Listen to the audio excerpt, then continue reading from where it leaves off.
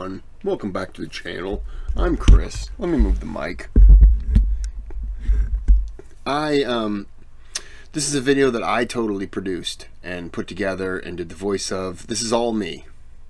This is the Battle of 1756, Outbreak of 7 Years' War, 1756, 1763. Obviously, I can read it again. This is House of History. I put that there. So, this is my video. Just remember that. This is all me. And I'm going to teach you guys the history of Fredrick the Great during the 7 Years' War. So, I wouldn't be lying to you at all. Video. It was around 6 a.m. as a thick layer of mist covered the Elbe plain that morning of October 1st, 1756. Fredrick the Great's army marched onwards between the hills. Sorry, sometimes I do such a great accent that I don't understand what I'm saying all the time. So, you're going to be dealing with the CC. That's what we in the cool school say.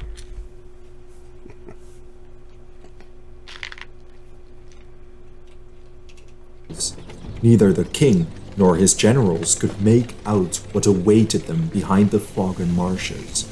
All they knew was that the enemy was close. Unbeknownst to them, Austrian Field Marshal Maximilian Ulysses Brown had deployed his numerically superior army much earlier, fully expecting to meet the Prussians here. He had enough time to deploy his entire army, proven by the rustling of leaves on the hill next to Frederick's army.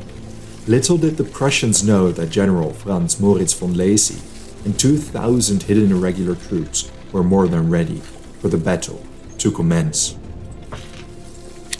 Tensions between Prussia and other European great powers remained high after the minor That was me without the beard and an accent. kingdom's stunning victories of the First and the Second Silesian War.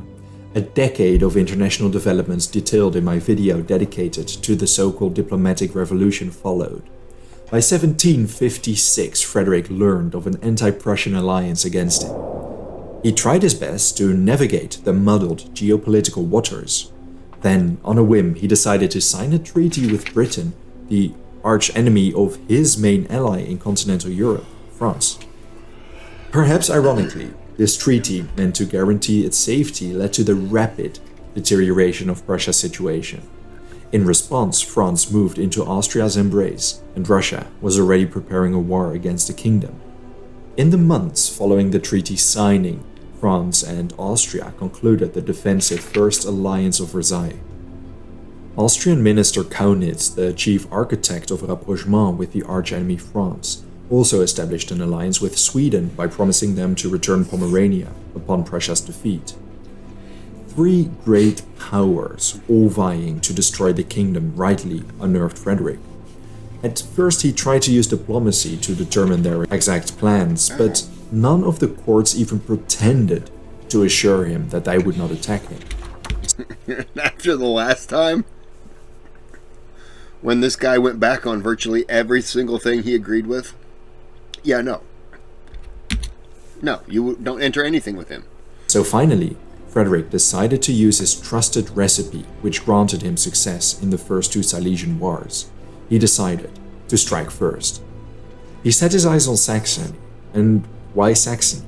Well, once again, the policy was based on Frederick's mistaken assumptions. He thought Saxony joined the anti-Prussian alliance, which they had not. However, whether it was justified, his invasion provided him with a strategic advantage. None of his primary adversaries had mobilized close to his borders. By conquering Saxony, he prevented Austria, France, and Russia from establishing a springboard only 80 kilometers away from his capital. After conquering the electorate, he wanted to cross into Bohemia and capture Prague before winter fell. Thanks to Saxony's abundance of resources and decent economic infrastructure, Frederick would be able to subsidize a significant portion of the upcoming war through Saxony. It would turn out to be true. During the entire 7 Years' War, Saxony funded up to 1/3 of Prussia's expenses. Oh, wow. In August 1756, Frederick deployed his army on the Saxon border. On that misty morning, he marched into the unsuspecting Sorry, my internet. electorate. Immediately, things did not go the way Fredrick anticipated. Whereas he expected a quick and swift victory, the Saxons evaded the invading Prussian army. They took up their defensive position in the fortress of Pirna, described as one of the most tactically strong positions in Central Europe. The Hold on. Did Saxony know that he was invading them, or did he just invade them? Did I miss that part? Because I know that the other army is marching down over here, and he's coming here, so he must have invaded and then just took his time. Saxons' resistance was significant enough to delay Frederick's timetable. On September 9, he finally captured Dresden, but was already behind on schedule. The international response to, and the surprise by his illegitimate invasion, was not mild. To show how unexpected the invasion was, Maria Theresa was at her country retreat at Holich when news of the advancing Prussian army reached her. She immediately returned to Vienna and coordinated a surprisingly swift response. 11 days later, Field Marshal Maximilian Ulysses von Braun, commanding the main Austrian army, reached Budin in northern Bohemia. His objective was to relieve the Saxons at Pirna. However, meanwhile, Frederick was already advancing into Bohemia with his main army, leaving a Prussian garrison behind his lines to keep Pirna under siege. Near the village of Lobositz, in the valley of the river Elbe, Braun and Frederick's main armies ran into each other. At 6 a.m. in the early morning of October 1st, 1756, Frederick's army marched into the Elbe plain. Braun had chosen this location to halt the Prussian advance. He fielded 34,000 troops, 26,500 infantry in 15 regiments, 4 Croat battalions, 7,500 cavalry in 12 regiments and 94 guns. He deployed his Austrian army from the north to the south of Lobositz. The central part of his infantry was situated behind the Mödelbach, with infantry and cavalry deployed relatively scattered between the Elbe and the stream. In the village of Sulowitz lay several hidden infantry units and artillery pieces. Finally, in front of Lobositz stood Austrian artillery. These artillery units had received a massive overhaul during the interbellum, and this battle was the first time Prussia faced them. They would definitely notice. The river protected Braun's left flank, the Lobusch protected his right. He had the strategic high ground, for sure. Frederick initially believed he was only facing a minor Austrian rearguard, covering their crossing of the Elbe.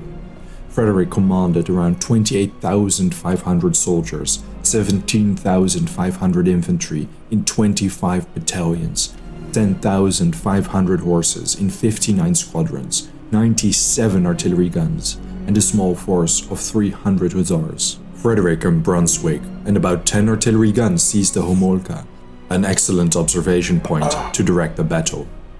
It is uncertain at which stage Frederick realized he faced the main army. Many sources indicate he was unaware of his foe's superior numbers until after the battle commenced. As the Prussians arrived, General Lacy, commanding around 2,000 Hungarian and Croat irregulars, made his way around the Lobusch, intending to fall onto the Prussian army from an elevated position. As soon as the Prussian infantry entered the Elbe Valley, the Austrian artillery, positioned in front of Lobositz, opened fire on them. The Prussian artillery returned fire in response. Though unknown whether Frederick noticed Lacy's outflanking maneuver, he ordered August Wilhelm, Duke of Brunswick-Bevern, and his entire Prussian left flank to seize the Lobusch hill. The infantry began the climb. They ran into Lacy's irregulars on top, and heavy combat ensued. Due to the uneven terrain, the combat was not orderly, and infantry was scattered around, fighting for their lives. Frederick I suck at the handpan, but I'm worse at sleeping. With No caffeine, the Mudwater rest blend combines rooibos masala chai with turmeric, cinnamon, turkey tail, reishi, passion flower, valerian root, Turkey tail? ashwagandha, and chamomile. I don't want no turkey tail. Fredrick ordered Lieutenant General Friedrich Wilhelm von Kiau's cuirassiers to scout the valley and expose Brown's center and left positions. Fredrick still considered the army he faced a minor force, although Kiau warned the king that the fog may hold more than the king imagined. Kiau split up his cavalry, with part moving against Sulowitz and its infantry, part against Lobositz. Skirmishes erupted in front of Sulowitz, while Kiau continued towards Lobositz. Austrian dragoons exploited the emerging gap by flanking Kiau's cavalry. A savage skirmish evolved, slowly moving towards Lobositz. Then, suddenly, the Austrian cavalry commander ordered to disengage. The Prussians found themselves close to ditches from which Croat irregulars emerged. These opened fire against the surprised cavalry. Strategically hidden artillery to their west joined the murderous fire. Then, the dragoons re-engaged, crashing into Kiau. The Prussian cavalry deteriorated into a chaotic and unorganized rout. At a terrible cost, the cavalry at Sulowitz attempted to protect them, to no avail. As they fell back, the fog cleared, and for the first time Fredrick saw the extent of his enemy, stretched from the Mühlbach to Velhoten. He ordered the remainder of the cavalry to link up, but to hold off on their second charge. Combined, they numbered approximately 10,000. Despite their orders to wait, the continuous shelling by the Austrian artillery caused its commanders to become impatient and unnerved. This culminated in an uncoordinated charge by the Prussian cavalry. They charged towards Lobositz, uncertain where the enemy was positioned and how many there were. But again, soldiers behind the Mühlbach, hidden artillery in Sulowitz, and the regulars around the ditches picked them off as they clashed with the Austrian dragoons. Still, the impact and their advance unnerved Brown. He ordered the cavalry behind the Mühlbach to charge the flank of the Prussians, which they did. They caught them hard. Within minutes, most regiments lost over 100 men, including dozens of officers. When the Austrian infantry around Lobositz opened fire, the horsemen, fortunate enough to survive until now, realized their efforts would bear no results, and they fell back to the infantry line. During all this, the fight on the Lobosch against Lacy was still ongoing. Despite outnumbering the Austrians, Bevern required multiple reinforcements. Due to the lack of ammunition, soldiers on the hill resorted to looting fallen comrades to continue firing. The rest of the infantry had remained relatively dormant throughout the entire battle, similarly to Brown's main army behind the Mühlbach. But in the background, Brown had been frantically preparing his infantry to move onto Sulowitz. Then, with a large part of his army already drawn up, the Prussian artillery on the top of the Homolka unleashed hell on them. The village was reduced to a burning pile of rubble, and the army was pushed back over the bridges. Regardless of fending off the main army's attack, trouble brewed behind the Prussian front lines. The howitzers on the Homolka were running low on ammunition, and the battle on the hill was costly but stagnant.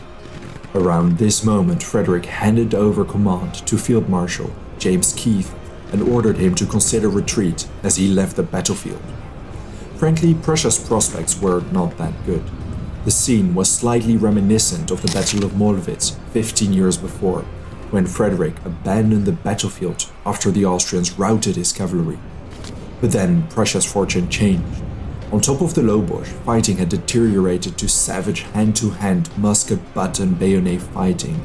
The slopes were covered with corpses, but Bevern did come out on top. He pushed Lacy's irregulars off the hill. Exhausted, they fled towards Velhoten and Lobositz. The subsequent interplay on the Prussian side was nothing short of exquisite. Keith ordered the Prussian left to charge in Lobositz's direction. The right was to defend the Homolka in case of a counterattack. He also sent a messenger to Fredrick to inform him of their change in fortune. The Prussian infantry put up a brutal fight against the Austrians between Lobositz and Velhoten. The fighting was fierce and ruthless, but they soon pushed through as their artillery lit up Lobositz. The Prussians advancing picked off whatever infantry remained in the burning village. All houses were on fire as the infantry moved from house to house. Most Habsburg troops jumped in the Elbe in the hopes of escaping. Some fled to the west towards the other side of the Modelbach. Pursuing them was impossible, for the fresh Austrian infantry on the other side launched volleys against the Prussians. It showed the Prussians hadn't decisively won, but they certainly hadn't lost. Understanding his precarious position, Browne ordered the general retreat for the main army behind the Modelbach. The battle had lasted over 9 hours. Once again, the artillery and cavalry combat proved inconclusive. It was the Prussian infantry saving the day. The Prussians suffered 2,906 casualties, whereas the Austrians suffered 3,291. The Prussian army camped on the field of battle. In his letters after the battle, Fredrick recounted how the Prussians routed the over twice more numerous Austrian army. But of course, this was not the entire truth. In fact, despite perhaps traditionally emerging victorious, perhaps Browne has to be credited with at least fighting to a draw. He voluntarily withdrew and suffered a similar number of casualties, but he had commanded a larger force. Perhaps more importantly, the Habsburg army was not as easily defeated as had been the case during the 2 Silesian Wars beforehand. Fredrick realized the army he faced was wildly different from that a decade earlier, writing in a report detailing the battle that the Austrians are more cunning than formerly, and you can take it from me that if we cannot put much heavier cannon against them, it would cost innumerable lives to beat them. The taking of the Lobositz was reminiscent of the assault against the Granerkoppe back in 1745 at the Battle of Soor. This was an incredibly costly affair, but ultimately proved crucial in securing a victory. A few days after the battle, Browne personally commanded 8,000 Austrian soldiers pushing north towards the region where he agreed to meet the Saxon garrison. They were supposed to break out and meet him there, but the Saxons were unable to do so, and on October 14, over 15,000 soldiers surrendered to the Prussians. Despite this setback for the Austrians, the 6-week delay meant that Browne and his army quartered in Prague for the winter, while Fredrick was stuck in Dresden. A surviving account from one of the Prussian officers participating in the battle reveals a lot about what Prussia and Fredrick were up against. On this occasion, Fredrick did not come up against the same kind of Austrians he had beaten in 4 battles in a row. He was not dealing with people like Nijperk or the blustering Prince Charles of Lorraine. He faced Field Marshal Browne, who had grown grey in the service and whose talent and experience had raised him to be one of the heroes of his time. He faced artillery which Prince Liechtenstein had brought to perfection at his own expense. He faced an army which during 10 years of peace had attained a greater mastery of the arts of war and had striven to adopt the methods of its former victors and shape itself according to their discipline. As for the Saxons, Fredrick conscripted all of them into the Prussian army. 10 entire new regiments were formed. But perhaps unexpectedly, the desertion among these troops was incredibly high. Within a few months, 2 regiments were already disbanded because of their rebellious nature, not to mention individual desertions. For now, it was winter, but both sides knew the new year would be filled with combat and warfare. I'm surprised that even though he conscripted them and they, fled and everything, I'm surprised he didn't execute them. It's hard to make them fight, and all you'd be doing is throwing them out there, and they're not helping you if they just run out and die. Like they refuse to fight, that doesn't help you. But I'm curious to know if he executed any of them. If he didn't, fair play to you, sir, for not doing that. If he did, or he just threw them on the front line as just, that'll take, 7 bullets away from those guys.